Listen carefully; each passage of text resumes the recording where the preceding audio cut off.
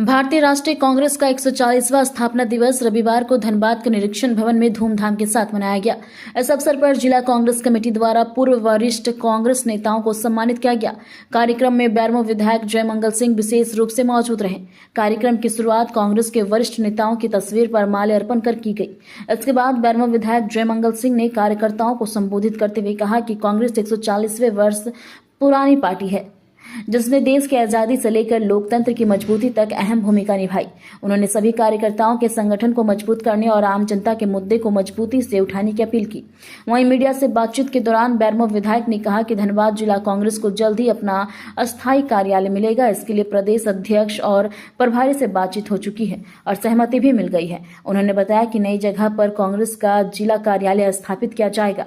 मनरेगा का नाम बदले जाने के मुद्दे पर जयमंगल सिंह ने केंद्र सरकार पर निशाना साधते हुए कहा कि महात्मा गांधी किसी एक पार्टी के नेता नहीं बल्कि राष्ट्रपिता हैं। उन्होंने आरोप लगाया कि भाजपा महात्मा गांधी के नाम को हटाने की कोशिश कर रही है और देश में धर्म की राजनीति कर रही है। वहीं बांग्लादेश में हिंदुओं पर हो रहे कथित हमले को लेकर उन्होंने कहा कि कांग्रेस नेता प्रियंका गांधी लोकसभा में पहले ही सरकार से इस मुद्दे पर संज्ञान लेने और कार्रवाई की मांग भी कर चुकी है। उन्होंने कहा कि जहां भी किसी समुदाय पर अत्याचार होता है वहां सरकार को सख्त कदम उठाना चाहिए।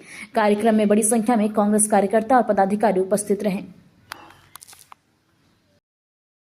आज कांग्रेस का हम लोग 140वां स्थापना दिवस मना रहे हैं और बस ये कांग्रेस का स्थापना दिवस नहीं, ये हिंदुस्तान की आज़ादी की जो नींव रखी गई थी, जो सोच के आधार पर हम लोग ने आज़ादी की लड़ाई को आरंभ किया था, उस सोच की स्थापना दिवस।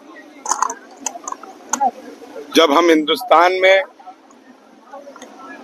अंग्रेजों से लड़ रहे थे, मुगलों से लड़ रहे थे और तब जाकर हिंदुस्तान में एकता के आधार पर हम लोग ने हिंदुस्तान को आजादी दिलाई थी, उसकी स्थापना का आज दिन। हर जाति, हर धर्म, हर मजहब के लोगों को एक साथ रखना और हिंदुस्तानी कहलाना, उसकी स्थापना का दिन। और इसीलिए आज के दिन पर वो तमाम कांग्रेसी कार्यकर्ता, वो तमाम कांग्रेसी पदाधिकारी, वो तमाम कांग्रेस के आइडियोलॉजी को मानने वाले तमाम लोगों को, तमाम परिवारों को हम प्रणाम करते हैं और उनको धन्यवाद देते हैं कि उन्होंने आज तक कांग्रेस का साथ नहीं छोड़ा। ये कार्यालय उसी समय हम लोग ने जिलाध्यक्ष के माध्यम से चिन्हित भी कर लिया था और जो भी उसकी प्रक्रिया है, चाहे एग्रीमेंट की प्रक्रिया हो या फिर पेमेंट की प्रक्रिया हो, उसको भी हम लोग ने ऑलमोस्ट 70% पूरा कर लिया। लेकिन वो कार्यालय कांग्रेस पार्टी के नाम पर रजिस्ट्री होना है, कोई मेरे नाम पर रजिस्ट्री नहीं होना।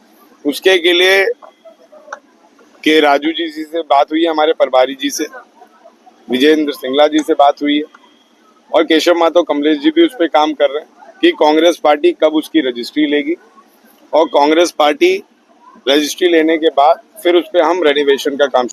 आज जिस हिसाब से हिंदुस्तान में द्वेष की राजनीति पर खेल चल रहा है और जब लोग महात्मा गांधी जी को भी नहीं छोड़ रहे, तो ये दुर्भाग्य है। महात्मा गांधी जी किसी पार्टी के सदस्य नहीं थे, महात्मा गांधी जी हिंदुस्तान के बापू थे। महात्मा गांधी जी ने हिंदुस्तान को आजादी दिलाई थी और तभी 80 देशों में उनकी मूर्तियां स्थापित है। अकेले हिंदुस्तान के लोग उन्हें नहीं मानते थे और उस समय मानते थे जब हिंदुस्तान की 90% पब्लिक इलिटरेट थी, कम पढ़ी लिखी थी, स्कूली शिक्षा नहीं थी और उस समय महात्मा गांधी जी को पूरे विश्व में बापू का दर्जा दिया गया था, उनके आंदोलन को माना गया था। और अगर आप प्रधानमंत्री जी का वो भाषण याद रखें जब वो संसद भवन में खड़े होकर बोल रहे थे कि मनरेगा जो है आपकी विफलतियों का धरोहर है, इसे हम बंद नहीं करेंगे, इसे संभाल के रखेंगे। और 70 साल के बाद भी गड्ढा खोद रहा है हिंदुस्तान, यह आपकी फेलियर का नतीजा है। आज वही भारतीय जनता पार्टी महात्मा गांधी जी का नाम बदलकर उसे एक धार्मिक मुद्दों से जोड़कर कहीं ना कहीं वोट बैंक की राजनीति कर रही है। अगर राजीव गांधी विद्युतीकरण योजना बंद नहीं किया गया, उसका नाम बदलकर दीनदयाल उपाध्याय कर दिया गया। ऐसे तमाम योजना जो कांग्रेस पार्टी की देन थी, लेकिन बस नाम बदल दिया गया। तो इसलिए मैं समझता हूं कि राजनीति में कम से कम पूर्वजों को याद करके, चाहे वो पूर्वज किसी भी पॉलिटिकल पार्टी के हो, अगर देश के आज़ादी में और आंदोलन में उन्होंने लड़ाई लड़ी है तो हम सबको उसे सम्मान देना चाहिए। अल्पसंख्यकों की नहीं है। शायद आपने हमारी नेत्री प्रियंका गांधी जी का भाषण नहीं सुना। उन्होंने अपने भाषण में हिंदू भी बोला, उन्होंने अपने भाषण में दलित भी बोला, उन्होंने अपने भाषण में माइनॉरिटीज भी बोली।